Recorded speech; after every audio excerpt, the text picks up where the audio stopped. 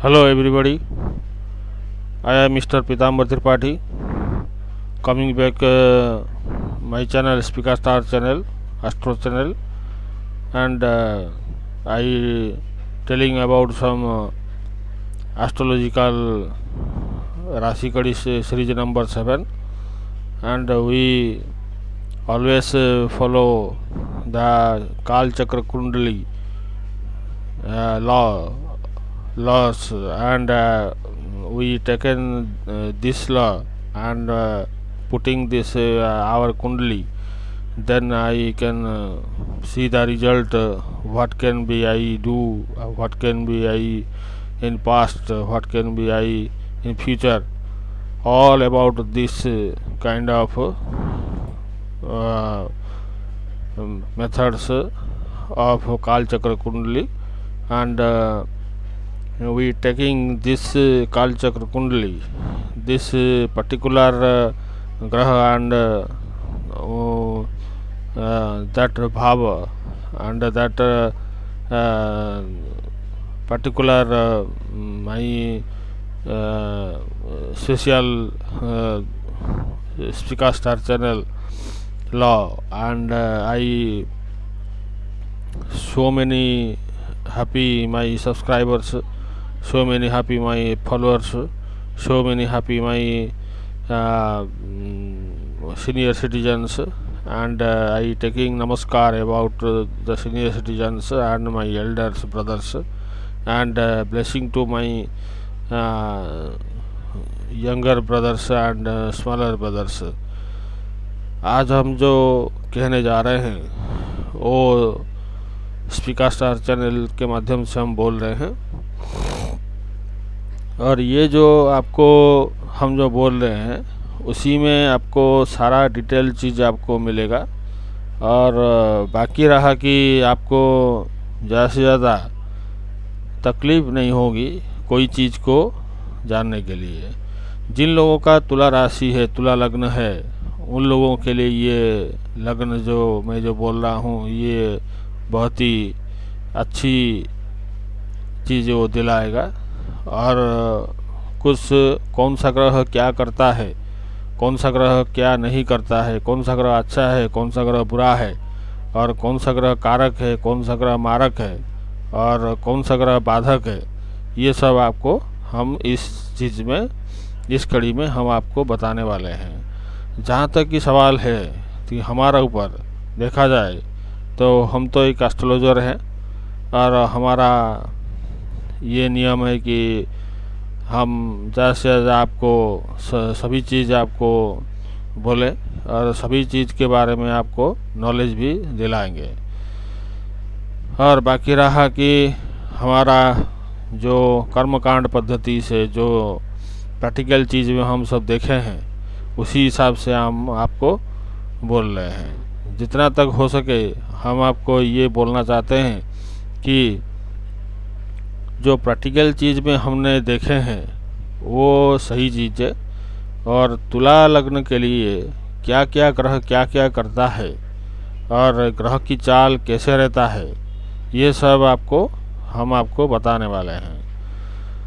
और काफ़ी दिन से आपको ये हिंदी वाला चीज़ हम हिंदी सीरीज में तुला लग्न हम बोले नहीं थे, तो हमारा उड़िया में हम तो, हमारा तो भाषा तो उड़िया है, तो उड़िया में हम तो बोल चुके हैं, और हमारा भी जो उड़िया वाला जो वीडियो है हम तो हमारा उड़ीसा वासी के लिए हम दे चुके हैं, और जो हमारा फॉलोअर्स बाहर में हैं वो उनके लिए भी मतलब हिंदी में हम बोलने के लिए कोशिश करते हैं। और सबसे पहले हम गुरु जी का प्रणाम करते हैं। अखंड मंडलाकारं व्यप्तजन चराचरं तत्पदं दर्शितं जैन तस्मै श्री गुरवे नमः। ओं क्लीं गुरुदेवाय नमः। ओं गुरु ब्रह्मा गुरु विष्णु गुरुदेव महेश्वरः गुरु साक्षात् परम ब्रह्म तस्मै श्री गुरवे नमः। मतलब गुरु यहाँ पे सबसे बड़े होते हैं, गुरु का आशीर्वाद लेके सब कुछ करना चाहिए। जहाँ तक ये है कि आपको हम जो चीज़ बताने वाले हैं वो चीज़ हम आपको बहुत ही कठिनाई से हम सब चीज़ निकाल के हम आपको बोल रहे हैं। जितना हो सके आप उसको समझे और जितना हो सके आप उसको जानने के लिए कोशिश करें। जिन लोगों के लिए ये एस्ट्रोलॉजी पसंद है उन लोगों के लिए तो बहुत बड़ा चीज़ है, और जिन लोगों के लिए ये एस्ट्रोलॉजी कुछ भी नहीं है उन लोगों के लिए ये तो कुछ भी नहीं है। और बाकी रहा कि जो चीज़ जो आदमी ये सब एस्ट्रोलॉजी में यकीन नहीं करते हैं, वो जब उनका ग्रह जब अच्छा चलता है तब उनके लिए ये कुछ नहीं है। जब उनका बुरा ग्रह चलता है वो ढूंढ ढूंढ कर बहुत ही थकान महसूस होकर वो एस्ट्रोलॉजी के पास आते रहते हैं। और जितना तो हम मतलब निवारण करने के लिए हम बहुत ही कुछ बोले हैं, बहुत सारा कुंडली भी हमने देखे हैं, और वो कुंडली के हिसाब से जो देखा जाता है तो तुला राशि तुला लग्न के लिए एक अच्छा मतलब चीज़ सब मिलता है। उसमें आपको ये बोलना नहीं पड़ेगा कि सर जो बोल रहे हैं जो उनका मतलब मैं जो बोल रहा हूँ उनका कुछ ऐसा चीज़ होना जाए जो कि आपको बोलने में तकलीफ हो। और बाकी रहा कि जैसे मतलब तुला लग्न के लिए आप बेफिक्र रहिए, और तुला लग्न के लिए आप जितना हो सके हम आपको सभी ग्रहों के बारे में माइन्यूट डिटेल चीज़ आपको बताने वाले हैं। जब तक ये सवाल है कि जब तक आपको हम आपको काल चक्र कुंडली का विश्लेषण नहीं करें तो आपको पता भी नहीं चलेगा कि ग्रह मंडल में कैसा क्या चीज़ हो रहा है। तो आजकल के ज़माने में जैसे कि 2023 मई महीने का जो राशि है, राशि तुला लग्न के लिए वो बहुत ही अच्छा चीज़ मतलब होने वाले हैं। नवम में जाकर बैठे हैं मंगल शुक्र, और शुक्र मंगल जब नवम में बैठते हैं तो ये अच्छा चीज़ कहलाता है। और उसमें जो क्या है कि जो केतु है, केतु आके लगन में बैठ गए हैं तो लगन का थोड़ा सा ये पाप संबंध में आ गया, तो इसीलिए उसको थोड़ा सा अच्छा नहीं कहना चाहिए तुला लग्न के लिए। और मेष राशि में 3 ग्रह सूर्य और बृहस्पति और राहु ये और बुध 4 ग्रह जो मतलब अभी हैं वो डायरेक्ट वो तुला राशि को देख रहे हैं। तुला राशि जो है कि सप्तम भाव में पड़ता है, तो मतलब मेष राशि मेष लग्न में जो ग्रह बैठे हैं तो वो क्या करते हैं कि केतु जहाँ बैठता है उसी घर का नियम वो उसी ग्रह की तरफ वो काम करता है। तो ये जो चीज़ है शुक्र का जो चीज़ है, शुक्र का जो प्रोडक्ट है वो सब वो खींच कर लाते हैं, क्योंकि सप्तम भाव वो शक्ति का भाव होता है। तो शक्ति रूप से देखा जाए तो ये चीज़ दोनों तरफ से अच्छा नहीं कहलाते हैं, क्योंकि राहु केतु की एक्सिस में जो चीज़ आ जाता है वो अच्छा नहीं कहलाता है। बाकी रहा कि शनिश्चर के ऊपर, शनिश्चर तो अभी तो अच्छे पोजीशन में है तुला राशि वालों के लिए। और मज़े की बात है कि अभी मतलब कितना 1 2 3 4 5 मतलब त्रिकोण में जाके बैठे हैं शनिश्चर। और त्रिकोण में जो आकर यदि शनिश्चर यदि बैठ जाते हैं तुला राशि के लिए वो अच्छी बात है। और कितना भी अच्छी बात हो फिर भी केतु जो यहाँ पे बैठ गए हैं, केतु जो जहाँ पर बैठ जाते हैं वो थोड़ा सा हानि पहुँचाते हैं। और शुक्र केतु में वैराग्यवन भाव है, तो इसीलिए वो वैराग्य तरफ वो थोड़ा सा मुड़ जाते हैं। और जहाँ तक कि जो स्पिरिचुअल नेचर के जो आदमी हैं, जो स्पिरिचुअल जो मतलब पूजा पाठ में जो ध्यान लगाते हैं उनके लिए तो बहुत ही अच्छी है। और जो भगवान के पास वो जैसे कि वो जाने के लिए इच्छुक करते हैं, वही चीज़ आपको स्पिरिचुअल नेचर में यदि हम देखेंगे तो ये केतु जो है कि एक स्पिरिचुअल प्लैनेट है। तो स्पिरिचुअल की तरफ यदि आप बढ़ेंगे तभी आपको ये सब चीज़ फल मिलेगा। नहीं तो केतु जो जहाँ बैठ जाते हैं वो थोड़ा सा स्थान को हानि पहुँचाते हैं और वो सब चीज़ को ऑब्जर्व करके अपना बॉडी में समा लेते हैं। बाकी जो है उनका ऊपर डिपेंड है, वो कब दिलाएंगे कब नहीं दिलाएंगे, और जब दिलाएंगे वो सडन वो दिलाएंगे। तो इसी तरफ से आपको सोचना पड़ेगा।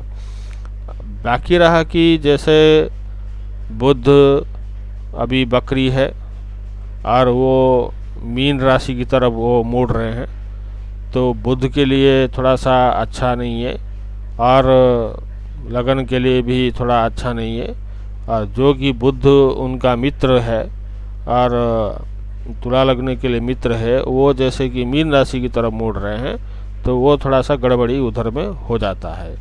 जैसे कि मान लीजिए अभी जो है कि मंगल शुक्र जो कि मिथुन राशि में बैठे हैं, तो मिथुन राशि का अधिपति बुध हो जाते हैं। बुध जाकर मेष राशि में बैठे हैं और मेष राशि का जो अधिपति मंगल है वो जाके मतलब बुध के घर में बैठ गए हैं। तो ये चीज़ हो गया कि बुध के ग्रह में, बुध के राशि में मंगल, मंगल के राशि में बुध, ये दोनों तरफ से देखा जाए तो दोनों ग्रह अच्छा चीज़ वो दिलाएंगे। यही जो है कि मेरा कहना था। फिर भी लगन में जैसे केतु बैठ गए हैं तो थोड़ा सा हानि पहुंचाते हैं, और जैसे कि कुछ गुप्त रोग भी वो दिला देते हैं, जो कि तुला राशि वालों के लिए शुक्र जो है कि अष्टम भाव का भी मालिक है, तो इसीलिए वो मतलब कष्ट भी बहुत ही देते हैं। तो उसी तरफ देखा जाए तो मई के महीने में ऐसे सब चीज़ होने वाला है। अभी चलिए कि हम देखते हैं कि तुला राशि वालों के लिए क्या चीज़ है। तुला राशि क्या चीज़ है? तुला राशि में जो लोगो है उसमें एक आदमी मतलब एक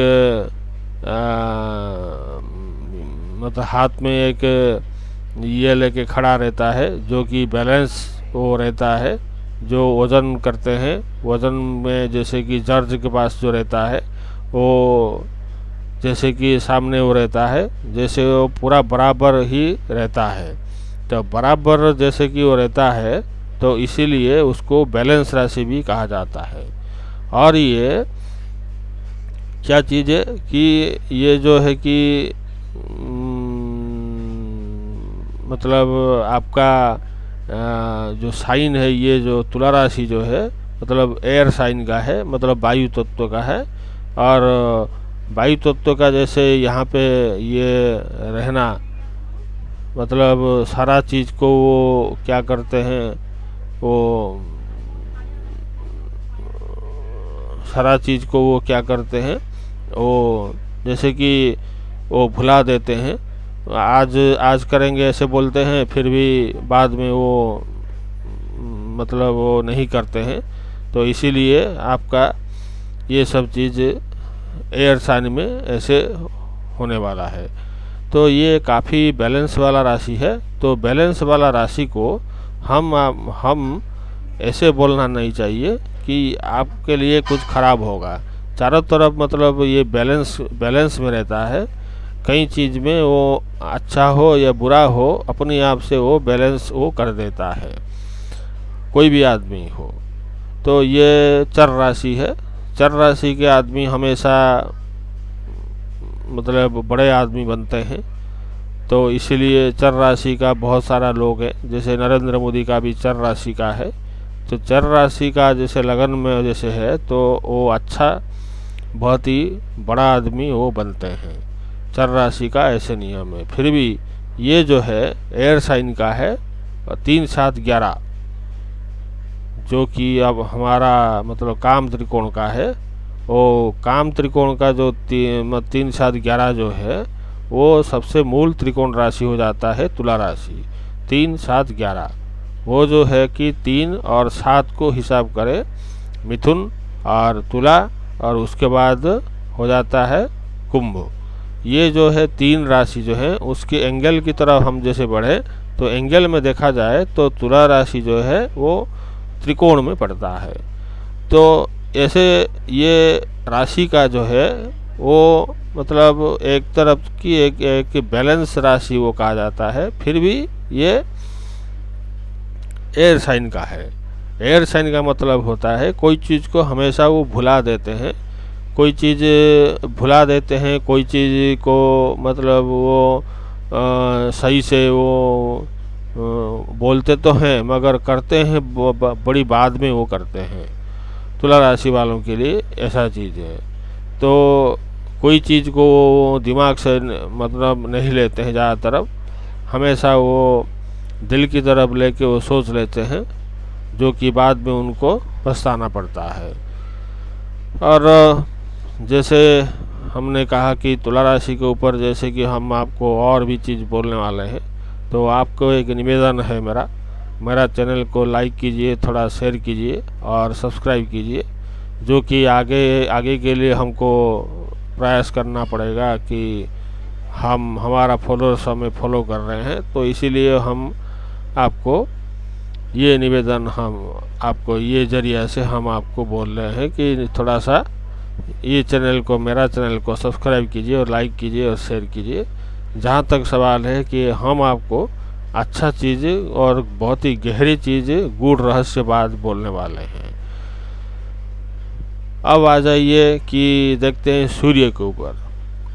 यहाँ जो सूर्य महाराज हैं 2 नेगेटिव चीज़ का मालिक है। मतलब 2 नेगेटिव चीज़ कैसे? ये जो तुला राशि जो है सूर्य का नीच राशि है, और जो सूर्य जो है एकादश का मालिक होकर बड़े पापी ग्रह वो हो जाते हैं। पराशर जी बोले हैं एकादश का स्थान का मालिक वो हमेशा पापी ही कहलाते हैं। तो इसीलिए वो सूर्य यहाँ पर पापी ग्रह हो जाते हैं। और जैसे मान लीजिए तुला राशि में जैसे कि सूर्य है, तो तुला राशि में सूर्य उदय होना और एकादश भाव में जाके उनका स्थान होना ये अच्छा चीज़ नहीं कहलाता है। जो कि तुला राशि वालों के लिए ये मतलब सूर्य जो है एक पापी ग्रह माना जाता है। तो पापी ग्रह जो है कि अपना नीच राशि में, और सूर्य खुद यदि त्रिषणाय के स्वामी हैं, और तो सूर्य यहाँ पर मतलब खुद वो पापी ग्रह हो जाते हैं। सूर्य त्रिषणाय या अपना भाव में हो तो ठीक है। सूर्य यदि अपना राशि में हो और जैसे कि अपना सिंह लगन में यदि सिंह राशि में यदि सूर्य है तो थोड़ा सा अच्छी बात है।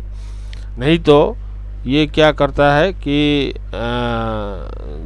ये जो मतलब त्रिषणा भाव है ये अपना भाव हो तो ठीक है, तो नहीं तो वो जाकर जैसे त्रिक में जाके बैठ जाते हैं। त्रिक में जाके और वो अच्छी कहलाते हैं। जैसे मतलब मान लीजिए 8वें स्थान में जाकर बैठ जाते हैं सूर्य, तो ये अच्छा धन और इज्जत और मान सम्मान वो दिला देते हैं। फिर भी ये एकादश भाव का जैसे पाप संबंध है, तो पाप संबंध में जैसे कि मतलब आना नहीं चाहिए। यदि पाप संबंध में आ गए तो ये सब चीज़ आपको नहीं दिलाने वाले हैं। तो बात करते हैं कि वो जितना हो सके आपको सूर्य पर जैसे शुभ संबंध है तो आपको थोड़ा सा मुसीबत तो देंगे, साथ में झंझट और साथ में ज़्यादा वो थोड़ा झंझट वाला चीज़ वो दे देते हैं। और जैसे कि त्रिक स्थान के जैसे कि बैठ जाते हैं तो वो अपना जो पाप संबंध है वो थोड़ा सा कम हो जाता है।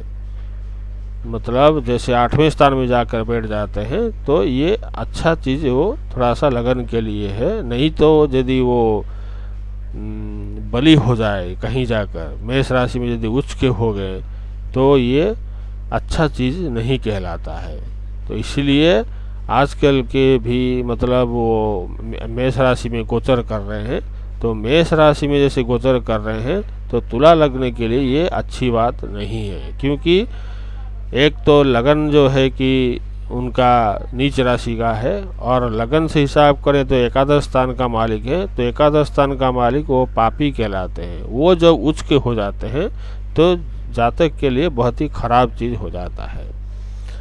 और जहाँ तक सवाल है कि तुला राशि वालों के लिए यदि सूर्य यदि 8वें स्थान में जाकर बैठ गए तो ये थोड़ा सा वो अपना जो पाप प्रभाव है वो थोड़ा सा हट जाता है, और उसी की तरफ देखा जाए तो ये अच्छा चीज़ तो दिलाते हैं, मगर बाद में वो मुसीबत और झंझट भी वो दिला देते हैं। तो सूर्य ग्रह को आपको ऐसा ही मतलब इस लगन वालों के लिए मतलब लेना पड़ेगा।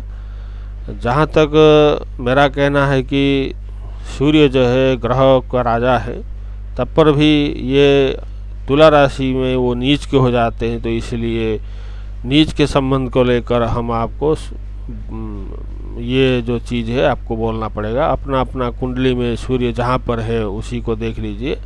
यदि त्रिक में जाकर बैठे हैं तो थोड़ा सा अच्छी बात है, नहीं तो अपने राशि में जाकर बैठ जाते हैं तो अच्छी बात है, और शुभ संबंध में है तो अच्छी बात है। नहीं तो ये अपना राशि में होकर शुभ संबंध में है तो अच्छी बात है। नहीं तो ये त्रिषणाय का भाव यदि उच्च में हो गए तो जातक के लिए अच्छा बात नहीं कहलाते हैं। यही हम आपको सूर्य के बारे में बता दिए। और अभी आ जाइए चंद्रमा की तरफ। चंद्रमा जो है वो केंद्र का स्वामी है यहाँ पर, और मतलब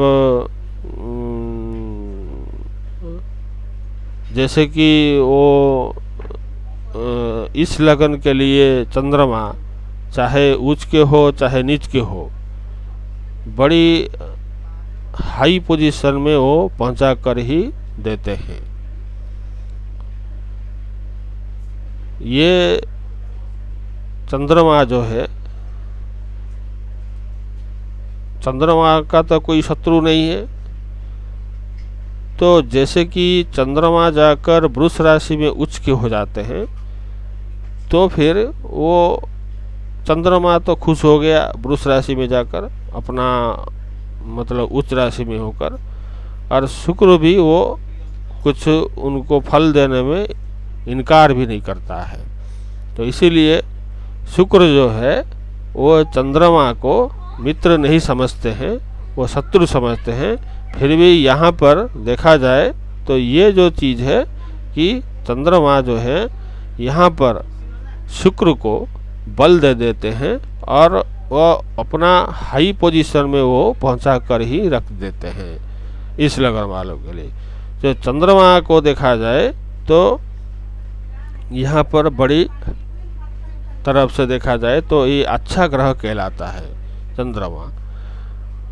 कोई लोग बोलते हैं कि चंद्रमा नीच का हो गया या उच्च का हो गया, ये खराब चीज़ है, चंद्रमा शुक्र का शत्रु है तो इसीलिए अच्छा चीज़ नहीं है। तो ऐसे लोग बोलते हैं, मगर ऐसा चीज़ नहीं है।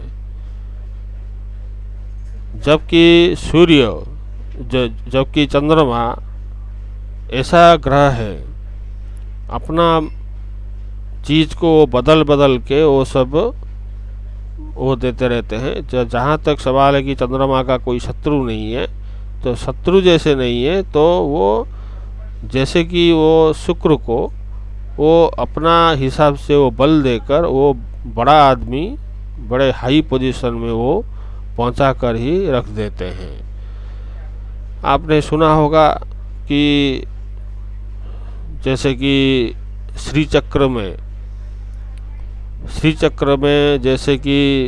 जैसे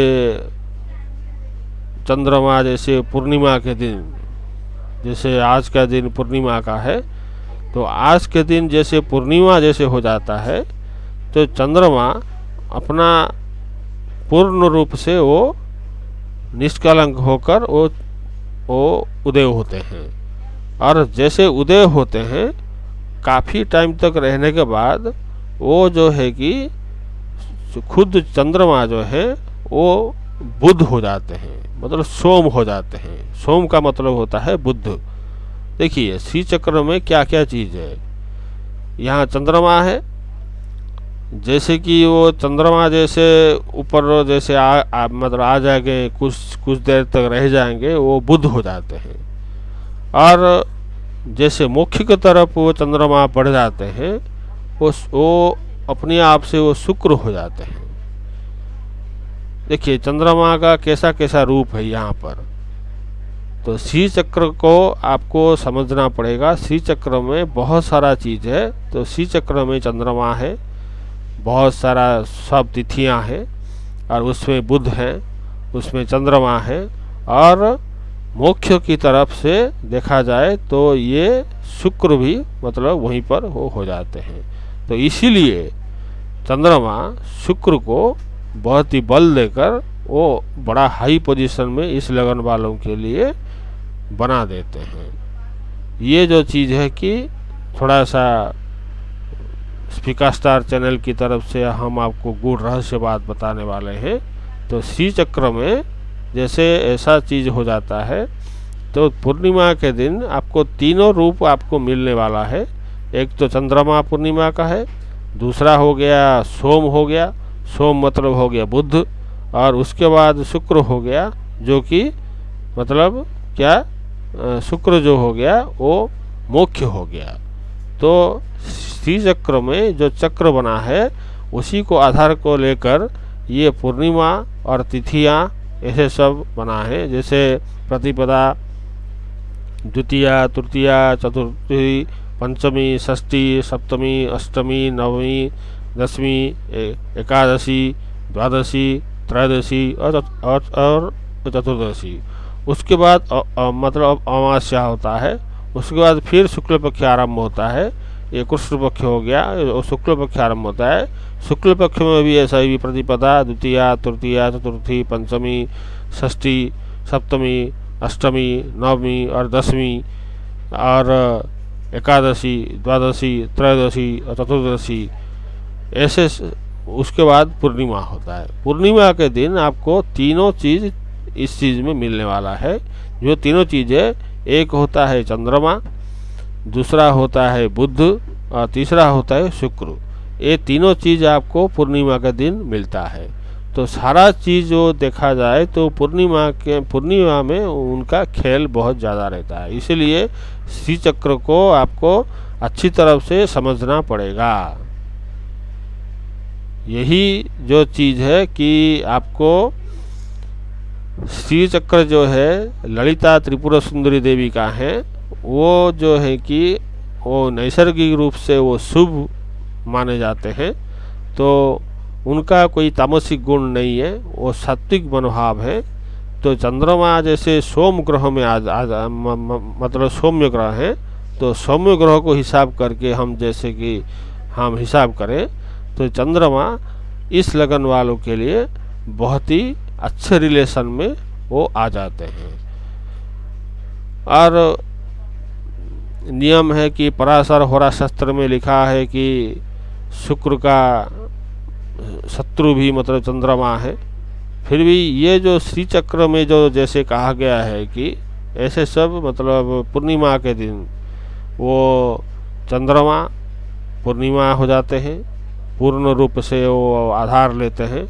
उसके बाद कुछ देर के बाद वो सौम्य हो जाते हैं, मतलब बुध हो जाते हैं।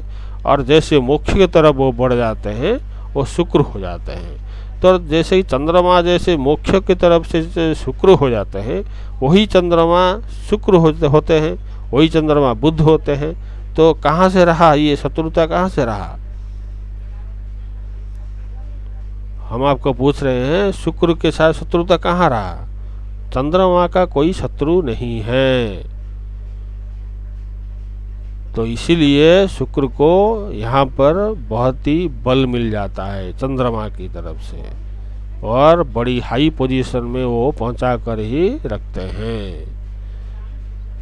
ये बात हो गया चंद्रमा की।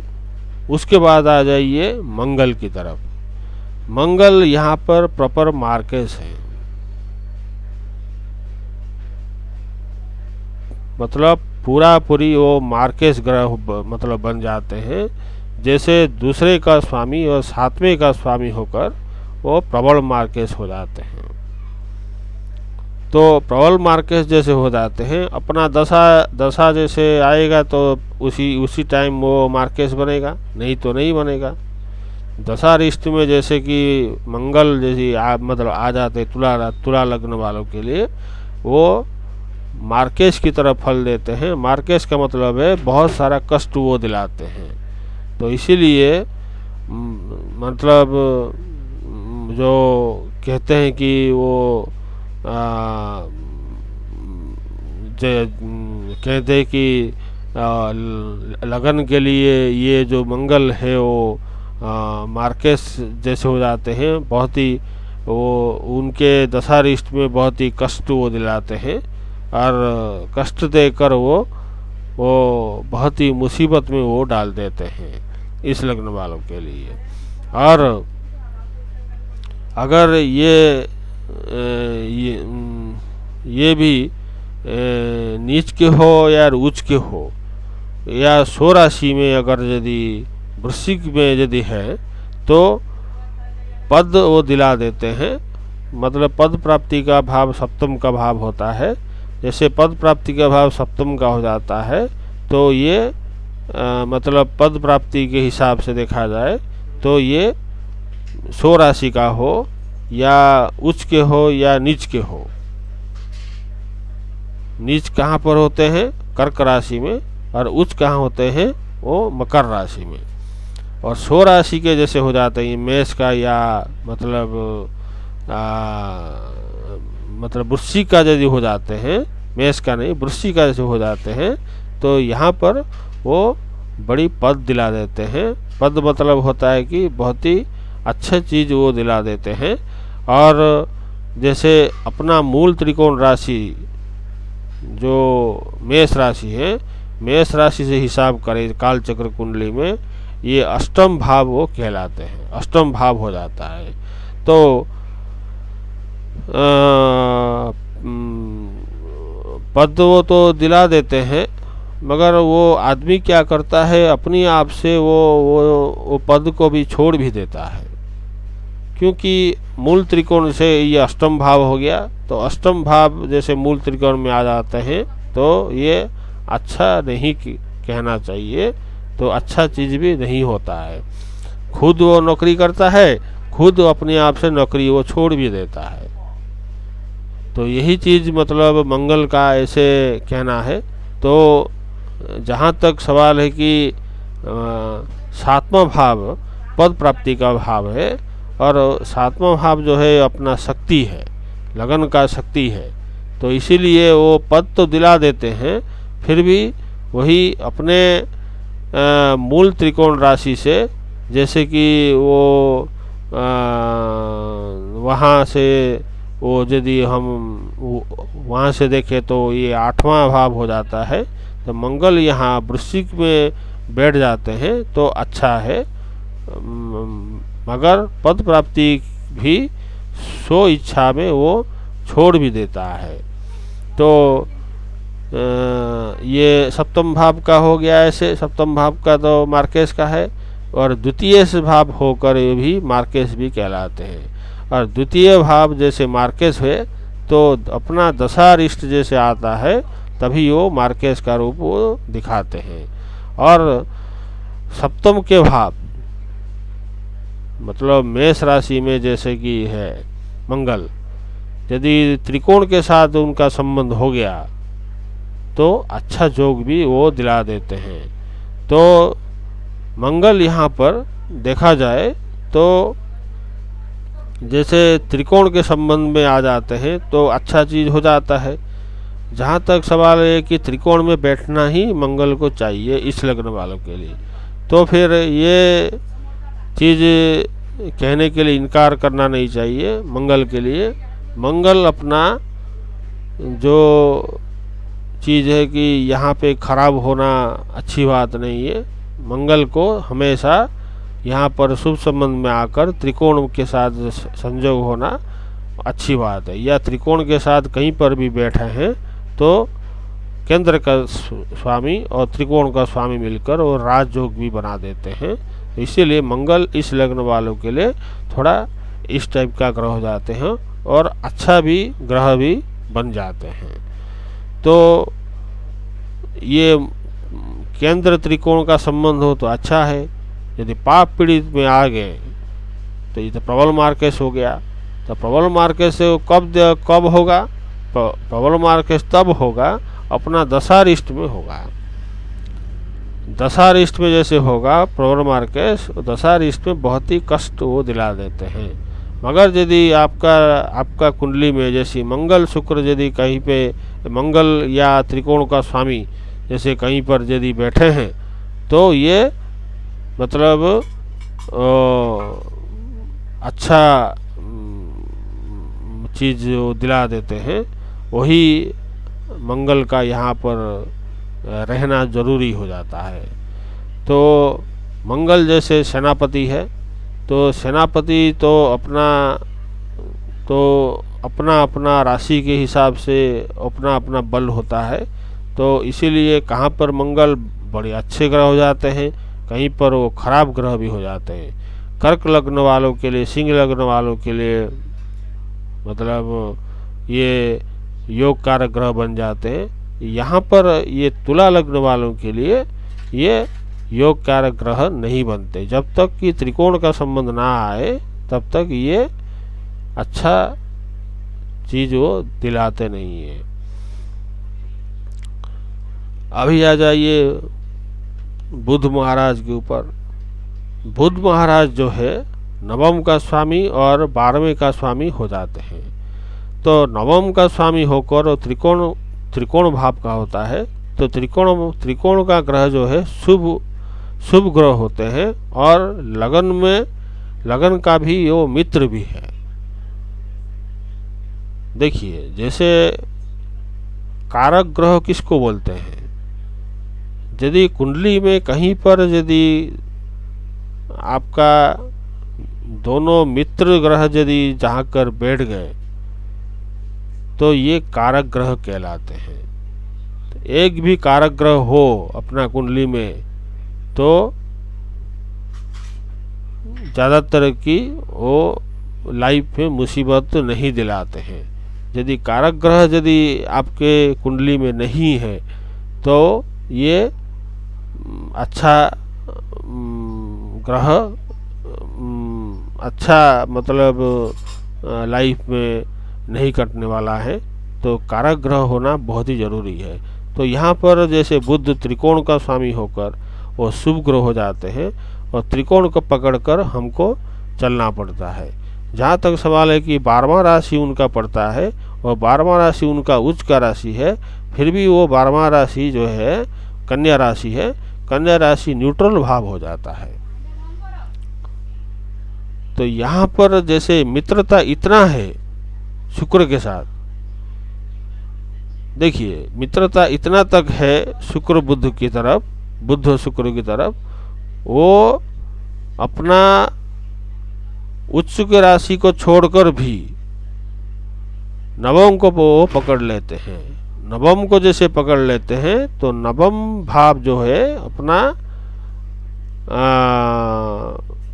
नवम भाव जो है अपना मतलब त्रिकोण राशि कहलाता है और शुभ ग्रह भी हो जाते हैं। तो यहीं पर देखा जाए तो बुध यहाँ पर अच्छा ग्रह एक बन जाते हैं और कारक ग्रह भी बन जाते हैं इस लग्न वालों के लिए, क्योंकि शुक्र का मित्र है। शुक्र का जैसे मित्र है तो ये इतना मित्र है तो कहना बहुत मुश्किल है। तो फिर ये जैसे मैंने आपको बताया था कि चंद्रमा श्री चक्र में चंद्रमा जैसे बुध हो जाते हैं, चंद्रमा जैसे शुक्र हो जाते हैं। तो यहाँ पर बुध, चंद्र और शुक्र इस लग्न वालों के लिए अच्छा ग्रह बन जाते हैं, क्योंकि यहाँ पर सूर्य नीच के हो जाते हैं। जैसे सूर्य नीच का हो जाते हैं तो यहाँ पर चंद्रमा को पकड़ना चाहिए। चंद्रमा जहाँ तक बल देते हैं, सूर्य इतना बल नहीं दिला देते हैं, क्योंकि सूर्य तो नीच का हो गया यहाँ पर आकर। तो जैसे सूर्य नीच का हो गया, चंद्रमा छोड़ने वाले नहीं है, और उसके साथ भी बुध भी छोड़ने वाले नहीं है। बुध वो एक कारक ग्रह की तरह वो बन जाते हैं, और चंद्रमा भी बहुत ही कारक ग्रह के टाइप में बन जाते हैं, और बनने के बाद भी वो बड़ी हाई पोजीशन में वो पहुंचा कर ही रखते हैं। तो बुध चंद्रमा तो ऐसे हो गया। बुध जैसे कि पहले भी हम बोल चुके हैं चंद्रमा की तरफ, और अभी बुध जो है यहाँ पर एक नैसर्गिक रूप में नवम भाव में मतलब पड़ता है, तो इसलिए उनका त्रिकोण भाव है। त्रिकोण भाव में जैसे बैठ जाते हैं, और त्रिकोण का भाव का ही फल मिलता है। 12वां राशि उनका उच्च का है, भद्रयोग है, यहाँ पर बैठकर फिर भी वो न्यूट्रल भाव हो जाता है। सारा चीज वो नवम में जाकर वो मिलता है। तो इसीलिए आपको बुध को आपको ऐसे ही समझना पड़ेगा। और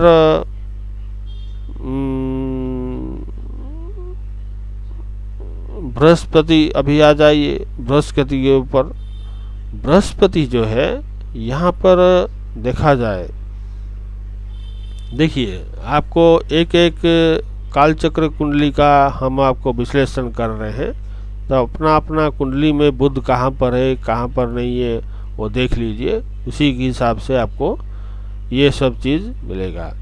इस वीडियो को आपको स्किप करके देखना नहीं है, क्योंकि ये एस्ट्रो चैनल है, तो यहाँ पर एक एक चीज़ आपके लिए बहुत ही महत्वपूर्ण है। तो आपको ये सब चीज़ आपको देखना भी चाहिए और सोचना भी चाहिए। तो बृहस्पति जो है यहाँ पर तीसरे भाव का और छठे भाव का लॉर्ड हो जाते हैं। तो एक त्रिषणाय और एक त्रिक, तो यहाँ ये ग्रह जो है थोड़ा गड़बड़ कर देता है। क्या गड़बड़ करता है? सिक्स्थ भाव जो है इतना बुरा नहीं है,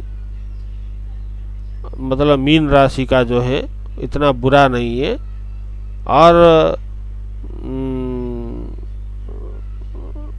धनु राशि जो है उनका मूल त्रिकोण राशि है। तो धनु राशि को पकड़कर हमको सोचना चाहिए।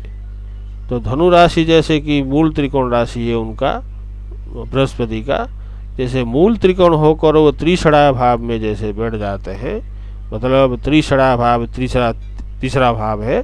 तो तीसरा भाव में ये हो जाता है कि बृहस्पति जो है अच्छी तरफ से यदि यहाँ पर बृहस्पति का यदि पिटाई ना हो, तो जहाँ तक वो नहीं देते हैं अच्छा फल वो नहीं दिलाते हैं, तो फिर ये जो है कि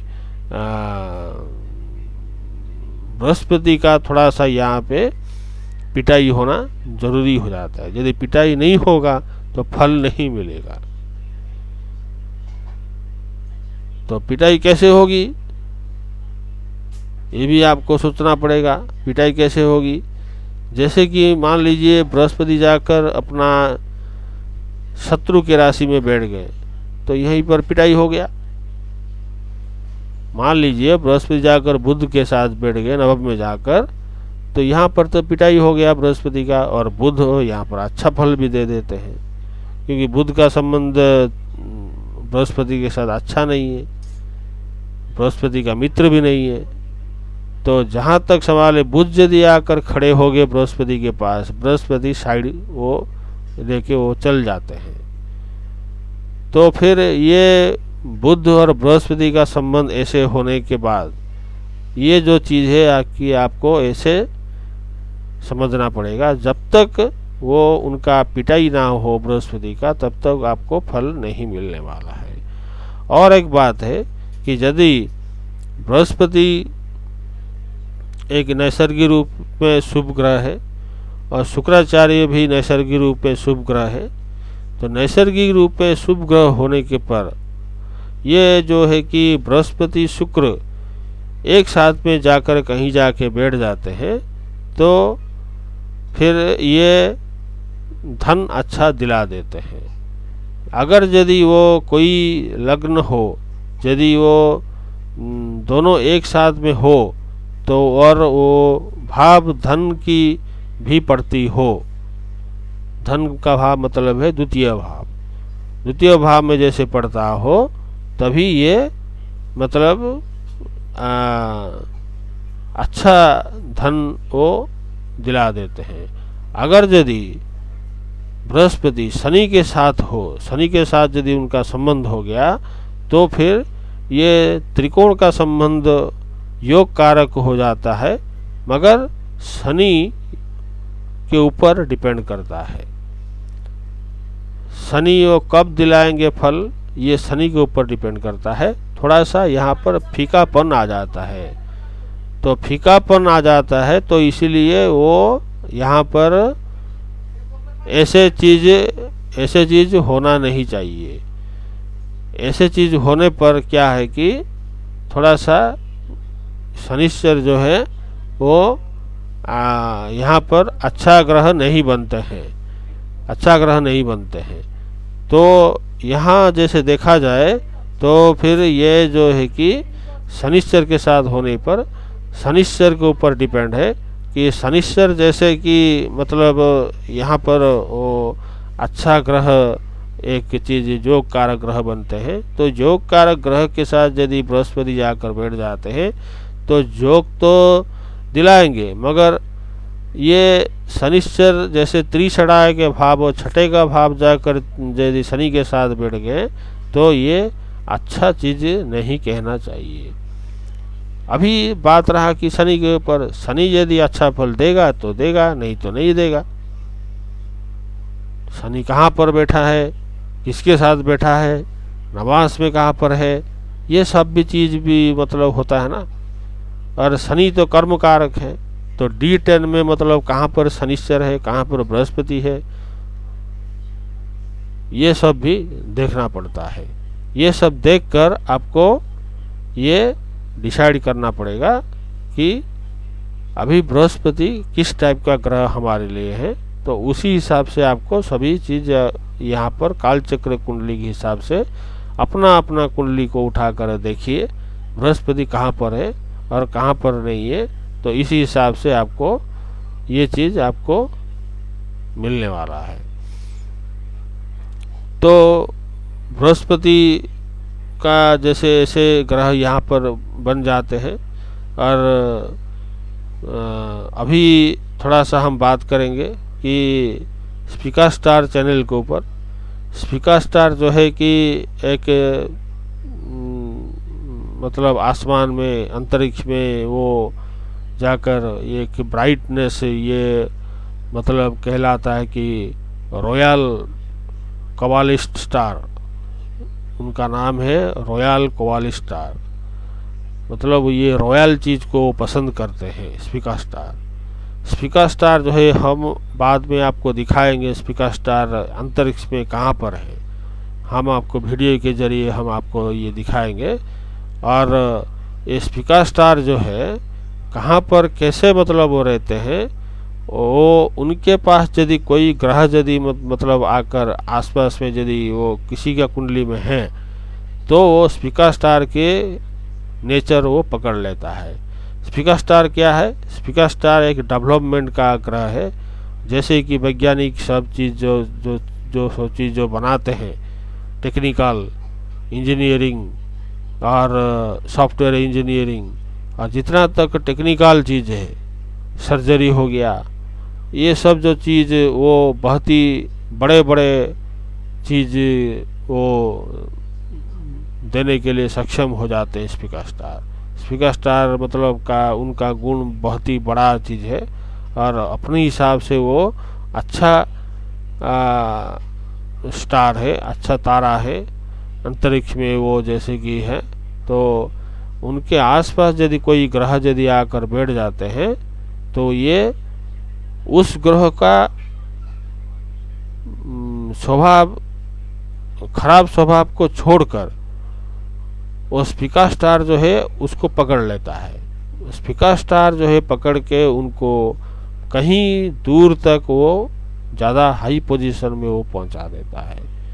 मतलब वो डेवलपमेंट का ग्रह है, तो डेवलपमेंट का तारा जैसे कि डेवलपमेंट में जैसे जैसे कोई बढ़ जाता है आसपास में, तो स्पीकर स्टार की नेचर वो पकड़ लेता है। और हमारा सब चीज़ है कि जैसे पठानी सामंत यहाँ पर मतलब एक एस्ट्रोनॉमर है, तो वो जैसे कि सब चीज़ को वो देखकर वो सोचकर वो सब चीज़ बनाए हैं। तो हम भी मतलब कोशिश करते हैं कि आपको अंतरिक्ष के बारे में थोड़ा सा कुछ बात बताएं, तो इसीलिए आपको स्पीकर स्टार के ऊपर हम थोड़ा सा बोले हैं। अभी आ जाइए मतलब शुक्र ग्रह के ऊपर। शुक्र ग्रह जो है यहाँ पर क्या होता है, तो शुक्र ग्रह जो है खुद लग्नेश है और मतलब मूल त्रिकोण राशि भी उनका है। तुला राशि जो है उनका मूल त्रिकोण राशि है और शुक्र एक नैसर्गिक रूप में शुभ ग्रह है और बृहस्पति भी नैसर्गिक रूप में शुभ ग्रह है। तो दोनों यदि लगन में हो और कोई पाप संबंध ना हो तो अच्छा फल वो दिला देते हैं। इसमें सही के साथ मतलब वो मतलब राजयोग तो दिला देते हैं, फिर भी राहु केतु जैसे मेलिफिक ग्रह हैं उनके असर में आ गए, उनके नज़र में आ गए, तो फिर ये थोड़ा इफेक्ट हो जाता है और थोड़ा कठिनाई भी दिला देते हैं। क्योंकि ये जो है कि आपको भूलना नहीं चाहिए कि शुक्र भी यहाँ पर अष्टम स्थान का मालिक है। वृष राशि उनका अष्टम स्थान का है, तो वृष राशि अष्टम स्थान का होकर वो अच्छा चीज नहीं भी दिलाते हैं, थोड़ा मुसीबत और उसके साथ कठिनाई भी वो दिला देते हैं। मेलिफिक इफेक्ट तो मेलिफिक होता है, तो मेलिफिक इफेक्ट को लेकर हम यदि सोचें तो यह पर ये कठिनाई दे देते हैं। नहीं तो शुभ संबंध में है तो आठवां भाव भी वो कुछ करने वाला नहीं है, आठवें वाला न्यूट्रल हो जाता है उस टाइम। मेलिफिक ग्रह में आ गया तो आठवां भाव बलि हो जाता है, तो बलि होने पर आठवां भाव तो बलि होना तो अच्छी बात नहीं है। फिर भी लग्नेश का शुभ संबंध में है, तो लग्नेश का जैसे शुभ संबंध में है तो इसीलिए लग्नेश जहाँ तक वो फल देगा, सारा ग्रह जो है जहाँ पर सब बैठे हैं सभी लग्न को आकर देते हैं। तो लग्न अपना मूल पिंड है, तो लग्न को आकर देते हैं, तो लग्न की तरफ वो जैसे हमको लेकर सोचना पड़ेगा। तो ये कई लोग बोलते हैं कि राशि हमारा ऐसा है, तो राशि के हिसाब से देखिए राशि कुछ नहीं है, राशि चंद्रमा जहाँ पे बैठते हैं वही राशि कहलाता है। मगर सारा आपको चीज़ जो मिलेगा आपको इसी चीज़ में मिलेगा जो लगन के हिसाब से, लगन जैसे है उसी हिसाब से आपको ये चीज़ आपको सोचना पड़ेगा। और यहाँ पर जैसे देखा जाए तो यहाँ पर जैसे शनि यदि उच्च के हो गए और या नीच के हो गए, शनिश्चर यहाँ पर जो कारक ग्रह है शुक्र के लिए, जैसे कि केंद्र का स्वामी और त्रिकोण का स्वामी हो जाते हैं, तो शनि यहाँ पर उच्च के हो गए या नीच के हो गए, मतलब नीच के कहाँ पर, 7वां भाव में जाकर नीच के हो गए मेष राशि में, तो पद प्राप्ति के भाव में, पद प्राप्ति के भाव है 7वां भाव, तो शनि यदि वहीं पर जाकर बैठ जाते हैं तो समाज में बड़ी मान सम्मान इज्जत वो दिला देते हैं, मगर कुछ दुश्मन भी वो दिला देते हैं। 7वें भाव में बैठना शनि के लिए ये जो चीज़ है कि ये हो जाता है कि शनि शुक्र का मित्र है, जैसे बुध जैसे मित्र है, शनि यहाँ पर मित्र है शुक्र का। तो मित्रता इतना है, जहाँ तक है कि मित्रता इतना है, तो फिर मित्रता के हिसाब से हम यदि सोचें तो मित्रता अपना असर तो दिखाएगा, तो मित्रता जैसे वो दिखाएगा तो इतना मित्रता उनका है, तो नीच राशि में होकर भी वो पद वो दिला देते हैं। तो वही जो कि आपको कहने वाले हैं कि वही जो चीज़ है कि आपको सही चीज़ आपको हम आपको बताने के लिए कोशिश करते हैं।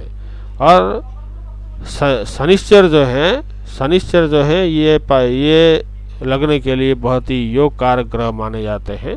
तो योग कारक ग्रह जैसे कि मतलब योग कारक ही होते हैं, यदि उच्च में हो गए, यदि अपना लगन में आकर बैठ गए तो बहुत ही अच्छी बात है। अगर यदि वो अपना नीच के भाव में बैठ गए मेष राशि में, तब पर भी अच्छा है, क्योंकि ये पद प्राप्ति दिलाते हैं, मान सम्मान दिलाते हैं, समाज में इज्जत दिलाते हैं। क्यों? शुक्र का इतना मित्रता उनके ऊपर है, जैसे बुध के ऊपर मित्रता इतना है, तो शुक्र की भी मित्रता भी शनिश्चर के ऊपर भी इतना भी है। तो इसीलिए आपको शनिश्चर को ऐसे मोड़ कर देखना पड़ेगा। तो इस लग्न वालों के लिए शनिश्चर एक अच्छे ग्रह बन जाते हैं। देखिए शनिश्चर कहाँ पर अच्छे ग्रह होते हैं, कहीं पर मारक ग्रह हो जाते हैं, कई राशि पर मारक ग्रह हो जाते हैं, कोई लगने के लिए वो बाधक हो जाते हैं, कोई लगने के लिए वो मारक हो जाते हैं, कोई लगने के लिए वो कारक ग्रह भी हो जाते हैं। तो इसी हिसाब से देखा जाए तो कारक ग्रह के हिसाब से देखा जाए तो शनिश्चर यहाँ पर एक कारक ग्रह की तरफ वो काम करते हैं, बड़ी कारक ग्रह है ये। तो ये जो है कि आपको शनिश्चर के ऊपर हम आपको मतलब थोड़ा सा आगे भी तो हम तो डिस्कशन हम कर चुके हैं। ये जो शुक्र जो है, शुक्र यहाँ पर ऐसा चीज़ वो एक टाइप का ग्रह वो बन जाते हैं इस लग्न वालों के लिए, खुद लगने से। और अष्टम का स्थान का मालिक होकर वो थोड़ा सा मतलब शुभ संबंध में आ गया तो अष्टम भाव न्यूट्रल हो जाता है, और अशुभ संबंध में आ गया जैसे मेलिफिक ग्रह, मान लीजिए कि राहु केतु ऐसे सब यदि नज़र में आ गए तो ये अष्टम भाव का ही फल ज़्यादा वो दिला देते हैं, क्योंकि शुभ संबंध में होकर भी वो अच्छा फल वो नहीं दिला पाते हैं। यहीं पर थोड़ा सा गड़बड़ी हो जाता है, तो यहीं पर शुभ संबंध आना जरूरी हो जाता है। और अभी आ जाइए शनि ग्रह के ऊपर। शनि ग्रह सबसे बड़ा ग्रह है, तो जैसे बृहस्पति सबसे बड़े हैं तो शनिश्चर भी उतना भी बड़े हैं। जब शनिश्चर बुरे होते हैं तो बृहस्पति फल दिलाते हैं, तो बृहस्पति जब खराब होते हैं तो शनिश्चर फल दिलाते हैं। तो यहीं पर थोड़ा सा देखना पड़ेगा कि इस दोनों में कहाँ क्या अंतर है। तो शनिश्चर यहाँ पर केंद्र का स्वामी है और त्रिकोण का स्वामी है। तो केंद्र और त्रिकोण का स्वामी होकर जहाँ पे भी वो बैठ जाते हैं वो अच्छा फल दिला देते हैं। जहाँ पर भी बैठे हो, कुंडली में जहाँ पर भी बैठे रहते हैं अच्छा फल भी दिलाते हैं, और जिस ग्रह के साथ भी वो बैठते हैं वो अच्छा फल वो दिला भी देते हैं। अपना ग्रह का जो नेगेटिव चीज़ को छोड़ के वो पॉजिटिव चीज़ में वो बदलने के लिए वो सक्षम है। शनिश्चर का इतना पावर है कि इस लग्न वालों के लिए शनिश्चर एक बड़े अच्छे ग्रह वो बन जाते हैं। तो देखिए, हम आपको सारा ग्रह का डिटेल चीज़ हम आपको बता दिए हैं। तो कहाँ कहाँ पर कैसे होगा, ये कालचक्र कुंडली का नियम है। तो कालचक्र कुंडली का नियम के हिसाब से आपको ऐसा चीज़ आपको मतलब बोलना नहीं चाहिए। जैसे आपको बोले हैं तो ये चीज़ जो है कि आपको अच्छा चीज़ हम तो बोल रहे हैं, मगर आपको ये सोचना पड़ेगा कि एक एक ग्रह को पकड़ के हिसाब करके आपको इस लग्न वालों के लिए आपको समझना पड़ेगा। तो समझकर आपको ऐसा ही चीज़ आपको फल मिलने वाला है। अपना अपना कुंडली में जहाँ जहाँ ग्रह है उसी हिसाब से आपको देखना पड़ेगा। ये तो एक मतलब हमारा चैनल जो है कैटेगरी में आता है ये कि एजुकेशन है। एजुकेशन मतलब ये एक एजुकेशन टाइप का है, और ज्योतिर्विद विज्ञान है ये। और ज्योतिर्विद विज्ञान में जैसे कि कोई जैसे संबंध रखता है तो ये अच्छा चीज़ वो कहलाता है। तो ज्योतिर्विद वो ज्योतिर्विद होता है। ज्योतिर्विद विज्ञान से विज्ञान बना है। तो विज्ञान पहले था ही नहीं, पहले ज्योतिर्विद विज्ञान था, उसके बाद विज्ञान बना है। तो जैसे वो ज्योतिर्विद विज्ञान है तो ये उन लोगों के लिए है जो एजुकेशन में वो पढ़ाई करते हैं, एस्ट्रोलॉजी सीखते हैं, एस्ट्रोलॉजी उनको अच्छा लगता है, तो यही रहस्य चीज़ जो उनके लिए अच्छा है। तो उसी हिसाब से आपको कुंडली में उठाकर आपको एक एक ग्रह का नियम को देकर आपको सोचना पड़ेगा कहाँ कहाँ किस ग्रह कहाँ कहाँ पर बैठा है, तो उसी हिसाब से आपको सोचना पड़ेगा। तो यही जो है कि मेरा कहना था कि तुला लग्न वालों के लिए सब ऐसा ग्रह बन जाते हैं। तो अभी हम हमारा वक्तव्य समाप्त करते हैं, और जैसे कि हम सबसे लास्ट में गुरु जी का प्रणाम करते हैं। गुरु ब्रह्मा गुरु विष्णु गुरुदेव महेश्वरः गुरु साक्षात् परम ब्रह्म तस्मै श्री गुरवे नमः। नमः सवित्रे जगदेक चक्षुषे जगत प्रतिहितनाश हेतवे त्रयमयाय त्रिगुणात्मधारिणे विरंचि नारायण शंकरात्मने अच्युतं केशवं विष्णुं हरिं सत्यजनार्दन हंसं नारायणं चैव एतान्नामष्टकं शुभं त्रिसन्तं च पठनित्यं दरिद्रतस्य नश्यति शत्रुरोगाख्यजन्ति दुःस्वप्नं चापगच्छति गंगायां मरणे च दृढ़ाभक्ति च केशे ब्रह्मविद प्रसन्नात् तस्मै श्री गुरवे नमः। ये जो बात हम बोले हैं कि गुरु जी का प्रणाम करते हैं, वो गुरु जी यहाँ पर देखा जाए तो गुरु जी का इतना पावर है कि गुरु जी ही सब कुछ है। गुरु ही ब्रह्मा है, गुरु ही विष्णु है, गुरु ही महेश्वर है, गुरु ही सूर्य है, गुरु ही सविता है, गुरु ही गायत्री है, गुरु ही सावित्री है, गुरु ही सब चीज़ अच्युत गोविंद नारायण सब चीज़ है। तो गुरु ही सबसे बड़ा महत्व उनको मिला है। तो गुरु जी का प्रणाम करके हम ये स्पीकर स्टार चैनल से हम वक्तव्य समाप्त करते हैं। तो जय भारत, जय इंडिया, जय जगन्नाथ, जय स्पीकर स्टार।